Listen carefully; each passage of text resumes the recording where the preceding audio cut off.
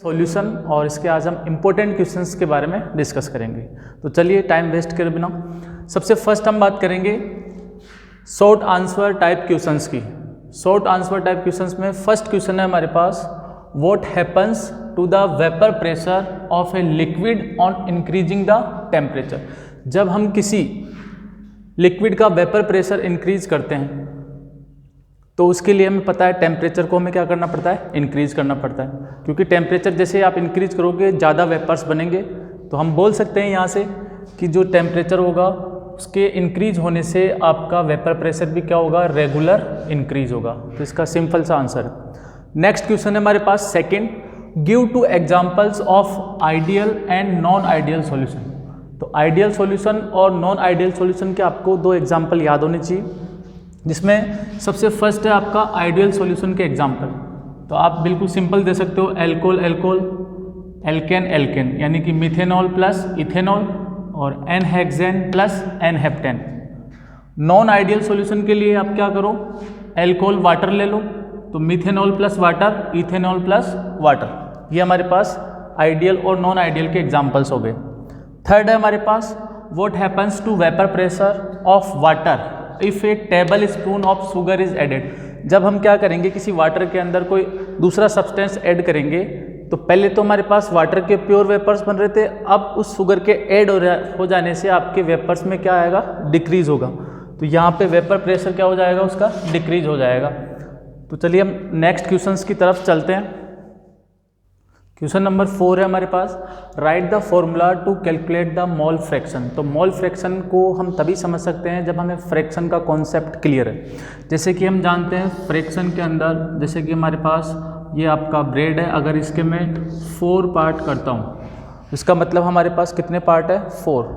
और जैसे कि मान लो एक पार्ट में कलेक्ट करता हूँ, तो जितना पार्ट हमने कलेक्ट किया है वो आता है न्यूमिनेटर में और टोटल पार्ट कहाँ आता है, डिनोमिनेटर में। तो ये आपका फ्रैक्शन हो गया 1/4। ऐसे ही मोल फ्रैक्शन में क्या होता है, आपका फॉर्मूला चेंज होता रहता है। अगर आपके पास मिक्सर के अंदर 2 क्वांटिटी है, यानी कि सोल्यूट और सॉल्वेंट है, तो हम जिसके लिए चाहे उसके लिए आपका मोल फ्रैक्शन निकाल सकते हैं। लेट सपोज हमने मान लिया हमारे पास सोल्यूट है A और सॉल्वेंट है B, तो सॉल्यूशन क्या हो जाएगा, A + B दोनों के मिक्सर से। अब यहाँ पे हम मोल फ्रैक्शन निकालना चाहते हैं A का, तो A का कितना क्वांटिटी है, कितना मोल है, तो हमने रिप्रेजेंट कर लिया mole of A divide total mole कितने होंगे, तो हमारे पास A के भी मोल होंगे और B के भी मोल होंगे। तो यहाँ पे moles of A plus moles of B। इसी तरीके से हम B के मोल्स निकाल सकते हैं, मतलब मोल फ्रैक्शन निकाल सकते हैं B के। तो यहाँ पे B के मोल्स आ जाएंगे और डिवाइड में टोटल मोल। तो इस तरह से मोल फ्रैक्शन का ओवरऑल कॉन्सेप्ट है। फिफ्थ क्वेश्चन है हमारे पास, write the formula to calculate molality. तो मोलेलिटी को आपको फॉर्मूले में राइट करना है। तो मोलेलिटी को हम स्मॉल m से रिप्रेजेंट करते हैं और इसका फॉर्मूला जो होता है, moles of solute divided by mass of solvent in kg। ये ध्यान रखना है, ये एक ऐसा कंसंट्रेशन टर्म है जिसके अंदर सॉल्वेंट का मास आता है, वो भी kg के अंदर। बाकी जितने भी कंसंट्रेशन टर्म है उनके नीचे हमेशा वॉल्यूम ऑफ सॉल्यूशन आता है। तो इसमें सॉल्यूशन नहीं आके क्या आता है, सॉल्वेंट। तो इसको ध्यान से देखना है। नेक्स्ट चलते हैं क्वेश्चन नंबर 5 के ऊपर। चलिए क्वेश्चन नंबर 6 देखते हैं। Generally solubility of gases in liquid decreases as increasing temperature give reason. अगर हम क्या करते हैं, लिक्विड्स के अंदर गैसेस को डिसॉल्व करना चाहते हैं और हमने उसका टेम्परेचर क्या कर दिया, इंक्रीज कर दिया, तो सभी को पता है गैसेस दूर दूर चली जाएगी, मतलब उसकी जो आपका डिसॉल्व होने की कैपेसिटी वो कम हो जाएगी। तो इसलिए हम क्या बोल सकते हैं यहाँ पे, due to dissolution process are exothermic, यानी कि इस वजह से ये आपकी गैसेस सॉलिड्स के अंदर क्या होती है, डिक्रीज होने लग जाती है। जैसे कि आपने देखा होगा, जब हम शुगर को वाटर में डिसॉल्व करते हैं तो उसका नेचर कैसा होता है, एंडोथर्मिक, और अगर वहाँ पे हम टेम्परेचर प्रोवाइड करेंगे तो वो वहाँ पे डिसोल्यूशन क्या होगा, ज़्यादा होगा। ठीक है, तो इस तरह से आप इसका रीजन सिंपल सा लिख सकते हो, डिसोल्यूशन के वजह से। 7th क्वेश्चन है, which colligative property is preferred for the molar mass determination of macromolecules. तो मैक्रोमोलिक्यूल्स के लिए हम कौन सी कोलिगेटिव प्रॉपर्टी यूज करते हैं, सबको पता है, ऑस्मोटिक प्रेशर, जो कि आपका RO के अंदर होता है। ठीक है, नेक्स्ट है हमारे पास 8th question, will the elevation in boiling point B same 0.1 mole of sodium chloride यानी कि NaCl और क्या ले रहे हैं हम 0.1 मोल ऑफ शुगर, यानी कि दोनों की क्वांटिटी सेम ले रहे हैं। तो यहाँ पे 1 लीटर वाटर के अंदर, तो ये पूछ रहा है कि इन दोनों का जो एलिवेशन बॉइलिंग पॉइंट होगा वो सेम होगा। तो सभी जानते हैं कि इन दोनों का बॉइलिंग पॉइंट सेम नहीं होगा, क्योंकि NaCl का एलिवेशन ज़्यादा होगा एज़ कम्पेयर टू शुगर। तो इस तरह से हमारे क्वेश्चन नंबर 8 तक हमने कंप्लीट कर लिया। नेक्स्ट क्वेश्चन देखते हैं।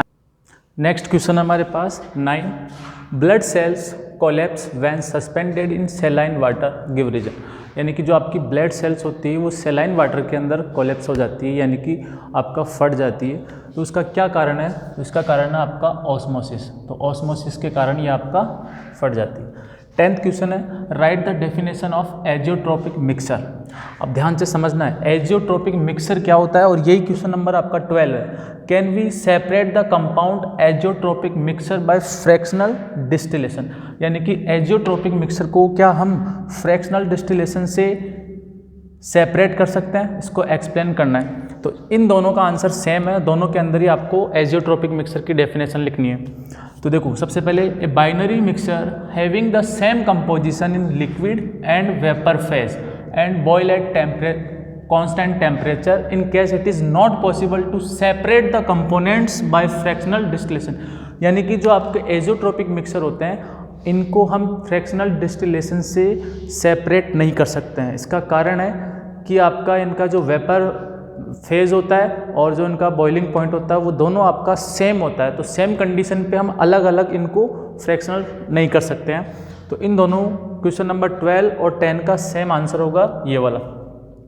क्वेश्चन नंबर 11 है, write the definition of osmotic pressure. तो ऑस्मोटिक प्रेशर की डेफिनेशन आपको राइट करनी है। तो यहाँ पे मैंने सिंपल डेफिनेशन लिखी है, the minimum pressure which needs to be applied to a solution to prevent the inward flow of its pure solvent across a semi permeable membrane is called osmotic pressure. तो ये हमारे पास question number 12 तक हो गया। Screen shot ले लो इसका। Question number 13 है, draw the diagram of curves obtain bye plotting a graph between vapour pressure and temperature of pure solvent and A solution respective. तो आपको ये डायग्राम बनाना है और ये जो डायग्राम है आपका पेज नंबर 37 पे गवर्नमेंट की जो बुक है RBSc की उसके अंदर, तो वहाँ से आप इसको बना लेना है। 14 क्वेश्चन है, डिफाइन हेनरी लॉ। तो हेनरी लॉ को डिफाइन करना है। तो देखो प्रॉपर वे में हेनरी लॉ को डिफाइन करते हैं। According to Henry partial pressure आपका P applied by any gas on liquid, किसी भी गैस के लिक्विड के ऊपर अगर हम ये पार्शियल प्रेशर अप्लाई करते हैं तो ये डायरेक्टली प्रोपोर्शनल होता है। ये डायरेक्टली प्रोपोर्शनल का साइन हो गया टू इट्स मोल फ्रैक्शन, और मोल फ्रैक्शन को हम किससे डिनोट करते हैं? x से। तो कहने का मतलब है कि जो पार्शियल प्रेशर होता है वो डायरेक्टली प्रोपोर्शनल होता है किसके? मोल फ्रैक्शन के। यही आपका हेनरी लॉ है। तो प्रोपोर्शनल का साइन हम रिमूव करेंगे तो यहाँ पे कोई कांस्टेंट लगाएंगे और ये कांस्टेंट है आपका KH, जो कि हमारे पास हेनरी कांस्टेंट, और x क्या है? Mole fraction of gas present in liquid, और P क्या है? Partial pressure of gas. तो इस तरह से आपको राइट करना है। स्क्रीनशॉट ले लो इसका। नेक्स्ट है हमारा शॉर्ट आंसर टाइप का लास्ट क्वेश्चन है 15, due to low concentration of oxygen in blood climber become weak and unable to think clear, write the specific name of this condition. इस condition को क्या बोलते हैं और उसको एक्सप्लेन करना है। तो यहाँ पे ये जो कंडीशन होती है इसको हम एनोक्सिया बोलते हैं, ठीक है। और इसको एक्सप्लेन कर रहे हैं, जो हमारा ब्रेन होता है उसको ऑक्सीजन की डिमांड होती है। तो हम हाई एल्टीट्यूड्स पे जब जाते हैं तो वहाँ पे ऑक्सीजन की सप्लाई क्या हो जाती है? कम हो जाती है। इस वजह से हमारा ब्रेन प्रॉपरली वर्क करना बंद कर देता है, और वही चीज़ क्या होता है? आपका एनोक्सिया होता है, ठीक। अब हम देखेंगे लॉन्ग आंसर टाइप क्वेश्चंस। तो राइट कर लो इसको आप। क्वेश्चन नंबर 16 है आपका न्यूमेरिकल क्वेश्चन है। अब यहाँ से आपके अधिकतर न्यूमेरिकल क्वेश्चंस आएंगे लॉन्ग आंसर टाइप क्वेश्चंस में। तो यहाँ पे सबसे फर्स्ट क्वेश्चन है हमारे पास 5 ग्राम NaOH। ये हमारे पास NaOH है 5 ग्राम, और इसको डिज़ोल्व किया है 500 ml वाटर के अंदर, और हमें इसकी मोलरिटी निकालनी है। तो सबसे फर्स्ट आपको क्या दे रखा है? NaOH दे रखा है 5 ग्राम, और वॉल्यूम दे रखा है वाटर का 500 ml, और ये हमारा क्या है? सॉल्यूशन है। तो हमें मोलरिटी निकालनी है। मोलरिटी को कैपिटल M से डिनोट करते हैं। तो मोलरिटी का हमारे पास फॉर्मूला होता है moles of solute divided by volume of solution in litre. तो सोल्यूट कौन है हमारे पास, पानी में डिजोल्व होने वाला NaOH है, तो लिख सकते हैं हम moles of NaOH divide by volume of solution in litre.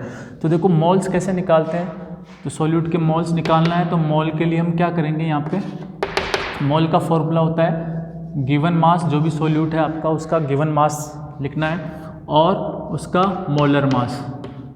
तो मोलर मास हम निकाल सकते हैं आसानी से NaOH का।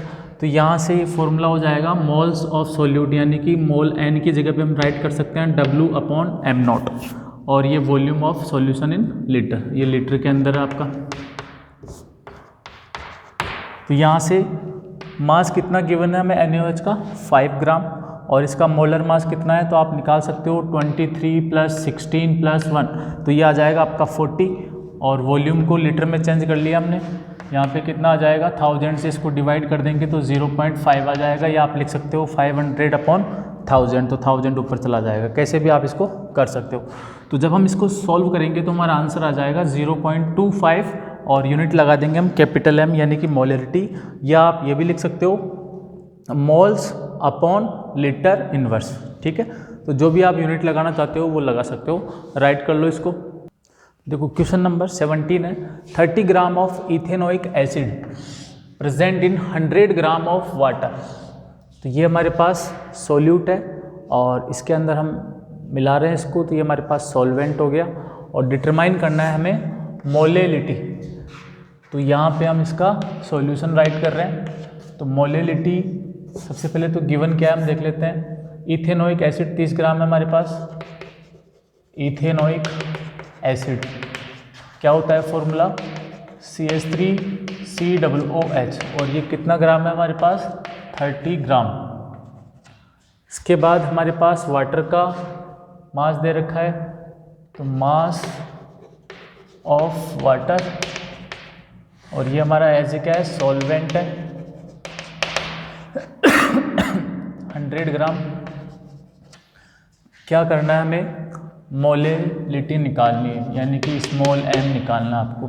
तो मोलेलिटी का फॉर्मूला क्या होता है, मोलेलिटी का फॉर्मूला होता है हमारे पास मोल्स ऑफ सोल्यूट, और सोल्यूट कौन है हमारे पास ethanoic acid, divided by mass of solvent. ध्यान रखना ये मोलेलिटी के केस के अंदर आपको सॉल्वेंट का मास लेना है, वो भी किसके अंदर kg के अंदर। तो यहाँ पे हम निकाल लेंगे मोल्स। कैसे निकालते हैं, गिवन मास अपॉन मोलर मास, जो भी आपका सोल्यूट दे रखा है उसका, और मास ऑफ सॉल्वेंट इन kg, तो इसका kg में मास ले लेंगे। तो यहाँ पे हमारे पास 100 ग्राम है, तो आप इसको kg में कन्वर्ट करोगे तो वो आपका ऊपर चला जाएगा। तो यहाँ पे मैं मास लिख देता हूँ, मास इन kg। अब वैल्यूज़ रख देते हैं हम। तो यहाँ पे W कितना दे रखा है, सोल्यूट कौन है इथेनोइक, कितना दे रखा है 30 ग्राम। मोलर मास कितना होगा, तो आप इसका मोलर मास कैलकुलेट कर सकते हो यहाँ से 12 + 3 + 12 + 16, और 16 कितना हो गया 32 + 1, तो सभी को प्लस करते हैं 1 और 2 3 3 2 5 5 और 3 8 8 और 2 कितना हो गया 10, 3 और 1 4 5 6 60 आ गया इसका हमारे पास। और सॉल्वेंट का मास कितना दे रखा है 100।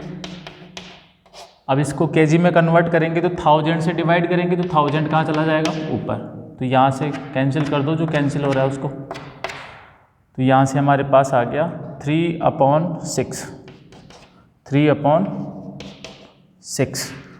तो यहाँ से हम लिख सकते हैं इसको 3 सॉरी यहाँ पे हमने 1000 नहीं लिखा है तो 1000 लिखेंगे।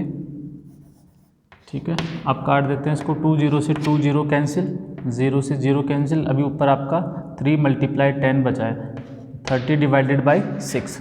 तो यहाँ से मोलरिटी आ गई, हम डिवाइड करेंगे तो 6 5 जा 30, और ये स्मॉल m इसकी यूनिट राइट कर देंगे।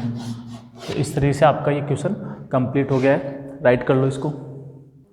नेक्स्ट क्वेश्चन हमारे पास 18, how many gram of NaCl is required to make 200 ml aqueous solution of 5% और W/V हमारे पास दे रखा है कंडीशन।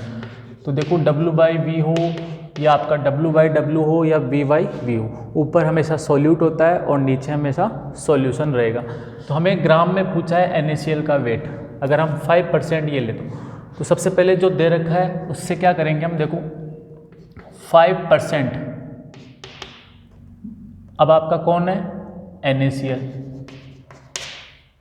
ये आ गया हमारे पास कितने वॉल्यूम में, इन, और नीचे वॉल्यूम कितना होगा हमेशा, यहाँ ग्राम में लिया है तो ml में, यहाँ kg में लिया है तो लीटर में, तो वॉल्यूम ले लेंगे हम 100 ml। तो इसका मतलब ये निकल के आता है यहाँ पे 5% NaCl है जो इतने वॉल्यूम के अंदर प्रेजेंट है। तो अब यहाँ से हमें क्या पूछा है, कितना वॉल्यूम लेना है, 200। तो आप खुद से बताओ, जब मैं वॉल्यूम को 100 से 200 ml कर दूंगा तो कितना परसेंट हो जाएगा आपका, 200 ml करने पे ये आपका परसेंट हो जाएगा 10%। तो आप निकाल सकते हो आप 10% से, या आप डायरेक्ट लिख सकते हो 10 ग्राम। पहले 5 ग्राम था, अब कितना हो गया, 10 ग्राम हो गया। देखो, जिसको अगर ये क्वेश्चन समझ में नहीं आया है तो वो आप ऐसे कर सकते हो। इसको दूसरा तरीका ये है कि 5% है, परसेंट को फ्रैक्शन में कन्वर्ट करना है तो कैसे करेंगे, 5% को रिमूव किया, नीचे क्या है 100। अब इसको कंपेयर कर दो W/V से, तो ये देखो 5 ग्राम किस में है, 100 ml में। अगर ग्राम ले रहे हैं तो ml, kg ले रहे हैं तो किस में आएगा, लीटर के अंदर। तो अब आप खुद से सोचो, वॉल्यूम को अगर मैं डबल कर दूंगा यहाँ से तो ये भी डबल हो जाएगा, आपका 10 हो जाएगा। तो इस तरह से आपका आंसर क्या आएगा, 10 ग्राम। ठीक है। नेक्स्ट क्वेश्चन है हमारे पास 22, और ये आपका मास परसेंटेज के ऊपर है। तो 22 gram of oxalic acid, oxalic acid दे रखा है आपके पास 22 ग्राम ऑक्जेलिक एसिड हमारे पास 22 ग्राम दे रखा है। डिज़ोल्व किया इसको 1000 ml ऑफ सॉल्यूशन के अंदर, यानी कि वॉल्यूम ऑफ सॉल्यूशन हमें दे रखा है 1000 ml। If the density of solution, और डेंसिटी हमें दे रखी है, अब डेंसिटी यहाँ पे दे रखी है, मतलब आपको वॉल्यूम को कन्वर्ट करना पड़ेगा मास के अंदर। डेंसिटी आपका सॉल्यूशन से, वॉल्यूम से मास में या मास से सॉल्यूशन में कन्वर्ट करते हैं तब देते हैं। तो यहाँ पे ग्राम ml इनवर्स दे रखा है। Then find out the mass percentage. Mass percentage का मतलब होता है आपका मास परसेंटेज, और इसका मतलब होता है W/W, दोनों तरफ, यानी कि सोल्यूट के पास भी और सॉल्यूशन के पास भी आपका मास होना चाहिए, ये हमें निकालना है। तो ये आपका टेम्परेचर इंडिपेंडेंट कंसंट्रेशन टर्म है, इसलिए आपका डेंसिटी दे रखा है। तो यहाँ पे सबसे पहले इसका फॉर्मूला लिखते हैं हम, मास परसेंट का W/W%। तो देखो क्या हो जाएगा, सोल्यूट का भी मास है और सॉल्यूशन का भी मास है, तो यहाँ पे मास of solute divided by mass of solution, और परसेंट का मतलब 100। तो ये हमारे पास फॉर्मूला हो गया। तो वैल्यूज़ पुट करते हैं यहाँ पे, मास ऑफ सोल्यूट यानी ऑक्जेलिक एसिड आपका 22 ग्राम दे रखा है मास के अंदर। अब सॉल्यूशन का हमें मास चाहिए, जबकि हमें वॉल्यूम दे रखा है। तो अब हम क्या करेंगे, डेंसिटी का यूज़ करेंगे, बिकॉज हमें पता है डेंसिटी जो होती है वो क्या होती है, मास अपॉन वॉल्यूम। ये जो फॉर्मूला होता है ये आपका, अगर डेंसिटी पता है तो मास को वॉल्यूम में और वॉल्यूम को मास में हम कन्वर्ट कर सकते हैं आसानी से। तो यहाँ पे हमारे पास क्या दे रखा है, डेंसिटी दे रखी है 1.1, मास निकालना है, वॉल्यूम दे रखा है 1000। तो यहाँ से हमारे पास मास कितना आ जाएगा, क्रॉस मल्टीप्लाई करोगे तो 1.1 मल्टीप्लाई 1000, तो ये आ जाएगा हमारे पास 1100। ठीक है, तो हमने मास निकाल लिया, यहाँ पे रख दो, मास ऑफ सॉल्यूशन कितना आ जाएगा 1100 मल्टीप्लाई 100। तो 2 0 से 2 0 कैंसिल। अब 22 को 11 से डिवाइड करोगे तो क्या आएगा 2, और मास परसेंटेज है तो परसेंटेज लगा दो, तो 2% आपका आंसर आ जाए। राइट कर लो क्वेश्चन को। नेक्स्ट क्वेश्चन है हमारे पास 30 gram of ethylene glycol, formula होता है C2H6O6, is mixed with 500 gram of water, यानी कि एथिलीन ग्लाइकोल को हमने वाटर के अंदर क्या किया है, मिक्स किया है। अब हमें डिटरमाइन करना है नीचे वाली दो values, freezing point of depression यानी कि डेल्टा TF और फ्रीजिंग पॉइंट ऑफ सॉल्यूशन, ये दो चीज़ आपको निकालनी। और हमें कुछ वैल्यूज़ क्वेश्चन में ऑलरेडी दे रखी है, जैसे KF दे रखा है, मोलर मास दे रखा है इसका, और फ्रीजिंग पॉइंट ऑफ वाटर दे रखा है 273 केल्विन। तो सबसे फर्स्ट हम जानते हैं कि डेल्टा TF का फॉर्मूला होता है KF WB multiply 1000 upon MB multiply WA। अब यहाँ पे WB क्या है हमारे पास, सोल्यूट जो है उसका वेट कितना गिवन है, MB क्या है जो सोल्यूट है उसका मोलर मास कितना है, और WA हमारे पास जो सॉल्वेंट है उसका वेट कितना दे रखा है। तो W मतलब वेट, M मतलब मोलर मास। तो रख देते हैं वैल्यूज़। KF कितना दे रखा है क्वेश्चन में 1.86, WB सोल्यूट कौन है आपका एथिलीन ग्लाइकोल कितना दे रखा है 31 ग्राम, 1000 की जगह 1000, MB मोलर मास कितना दे रखा है इसका, तो क्वेश्चन में दे रखा है 62, और 500 दे रखा है हमारे पास वाटर यानी कि जो हमारे पास सॉल्वेंट है। तो इस वैल्यूज़ को जब हम सॉल्व करेंगे तो हमारे पास ये डेल्टा TF यानी कि फ्रीजिंग पॉइंट ऑफ डिप्रेशन निकल के आएगा 1.86 केल्विन। नेक्स्ट क्वेश्चन हमसे पूछा है फ्रीजिंग पॉइंट ऑफ सॉल्यूशन। तो फ्रीजिंग पॉइंट ऑफ सॉल्यूशन के लिए हम क्या करेंगे, हमारे पास जो वाटर का यानी कि TF नोट है उसमें से डेल्टा TF को माइनस कर देंगे। तो यहाँ पे TF जो दे रखा है फ्रीजिंग पॉइंट ऑफ वाटर वो होता है आपका 273 केल्विन। इसमें से माइनस करेंगे हम डिप्रेशन के, तो डिप्रेशन में हमारे पास 1.86 आया, इसको माइनस करते ही आ जाएगा 271.14 केल्विन। तो ये आपके दोनों आंसर हो गए, स्क्रीनशॉट ले लो। अब अपने पास सेकंड लास्ट क्वेश्चन है हमारा, 0.2 litre of aqueous solution of protein contain 1.26 gram of the protein. The osmotic pressure of such solution at 300 Kelvin is found to be this. ये हमारे पास osmotic pressure दे रखा है, और osmotic pressure हम सब जानते हैं क्या होता है, पाई होता है। Calculate the molar mass, molar mass निकालना है। मोलर मतलब आपका M नॉट की वैल्यू पूछा है। अब किसके लिए, सोल्यूट या सॉल्वेंट, तो सोल्यूट के लिए पूछा है, मतलब MB आपको निकालना है। W होता है आपका मास और M होता है मोलर मास। तो देखो हमें जानते हैं यहाँ पे R की वैल्यू भी दे रखी है हमें, तो हम जानते हैं ऑस्मोटिक प्रेशर पाई होता है, क्या होता है CRT, और यहाँ पे C क्या होता है कंसंट्रेशन टर्म, और कंसंट्रेशन टर्म हम लेते हैं यहाँ पे मोलरिटी यानी कि moles of solute divided by volume of solution. तो C की जगह पे हम N/V राइट कर सकते हैं यहाँ पे, तो ये फॉर्मूला हो जाएगा पाई इक्वल टू C की जगह पे N/V RT। यहाँ से हम क्या करेंगे, फिर मोल का फॉर्मूला रखेंगे, और मोल का फॉर्मूला क्या होता है हमारे पास, given mass upon molar mass of solute. तो इस तरह से हमारे पास ये आ जाएगा, ठीक है। तो N की जगह पे WB/MB और V एज इट इज़, और ये RT। अब हम क्या करेंगे, क्रॉस मल्टीप्लाई से हमारा MB निकाल लेंगे, तो ये आ जाएगा। यहाँ पे वैल्यूज़ रख देंगे। WB कितना दे रखा है 1.26, R हमें दे रखा है क्वेश्चन के अंदर, टेम्परेचर दे रखा है क्वेश्चन के अंदर 300 केल्विन, पाई की वैल्यू हमें दे रखी है, आपका ये ऑस्मोटिक प्रेशर है, और वॉल्यूम कितना दे रखा है 0.2, ये रहा 0.2 लीटर दे रखा है हमारे पास, ये वॉल्यूम दे रखा है। तो जब आप इसको पूरे को ओवरऑल को सॉल्व करोगे तो आपका आंसर आएगा 61038.91 ग्राम मोल इनवर्स। स्क्रीनशॉट ले लो।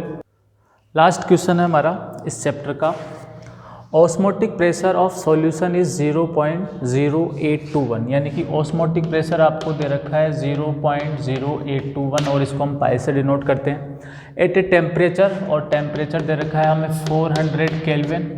कैलकुलेट द कंसंट्रेशन, सी की वैल्यू आपको निकालनी है, ठीक है, और आर आपको दे रखा है, आर की वैल्यू कितनी दे रखी है 0.0821।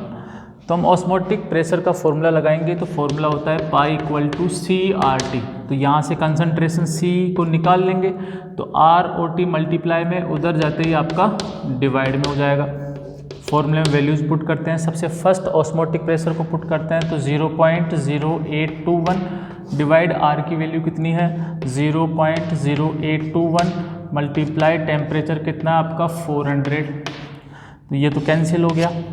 तो यहाँ से हमारे पास C की वैल्यू कितनी आ गई 1/400, और आप जब इसको डिवाइड करोगे तो 0.0025, और इसकी जो यूनिट है वो आपको कंसंट्रेशन की राइट करनी है, ठीक है। मोलरिटी हम लिख देते हैं कैपिटल M। तो इस तरह से हमारे पास चैप्टर 2 के जितने भी इम्पोर्टेंट क्वेश्चंस बन सकते थे, मैंने सभी तरह के क्वेश्चंस बनाए हैं। इसके अंदर हर तरफ से क्वेश्चंस लिए हैं, पिछले साल के पेपर से लिए हैं, खुद डीपली बुक के अंदर से लिए हैं। तो यहाँ से अगर आप पूरे जितने मैंने क्वेश्चंस करवाए हैं कंप्लीट कर लेते हो तो आपके इस चैप्टर से 1 मार्क्स भी नहीं कटेगा। ठीक है, हाँ हो सकता है वैल्यूज़ चेंज हो जाए, बट जो मैंने कॉन्सेप्ट लिए हैं यहाँ पे, जितने भी टाइप के न्यूमेरिकल लिए हैं, इससे रिलेटेड ही आपके क्वेश्चन आएंगे बोर्ड एग्जाम के अंदर। ठीक है, तो अच्छे से प्रैक्टिस कीजिए। Thanks for watching.